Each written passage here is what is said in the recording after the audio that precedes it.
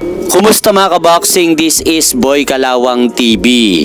So nag-umpisa na nga pong ibenta mga idol ang ticket ng labang Mario Barrios versus Ryan Garcia ngayong araw sa merkado.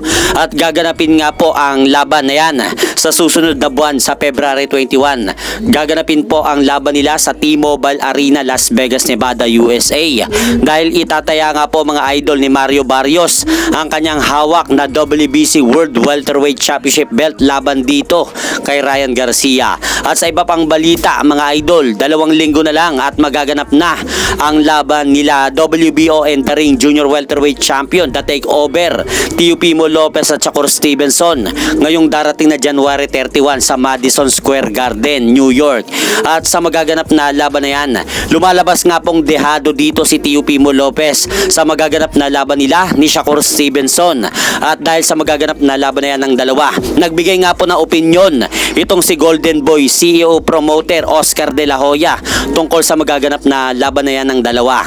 Anya, sinabi ni De La Hoya sa isang pahayag nito sa Fight Hub TV, gusto niya yung estilo ni Teofimo Lopez lumaban sa ibabaw ng ring, pero ibang klase daw yung ring IQ ni Shakur Stevenson kapag lumalaban na sa ibabaw ng lona. At kahit sino man pong boksingero daw ang iharap kay Shakur Stevenson ay hindi daw nila matitibag si Shakur Stevenson dahil sa pagiging slick boxer nito kapag lumalaban sa ibabaw ng ring. At eto nga po mga idol yung sinabi ni Oscar De La Hoya sa naging pahayag dito sa Fight Hub TV. Pakinggan po natin. What's the most compelling part of the matchup for those two guys? That's going to be a great. You know what? Teo's a hell of a fighter. I love Teo. But I love Shakur. His style is almost impossible to break. But if there's a fighter who can break it, it's Teo. But it's going to be a hell of a fight because I love Shakur because he doesn't run. He's right there in front of you. So it's up to Teo to do something, but I think it's going to be a great fight.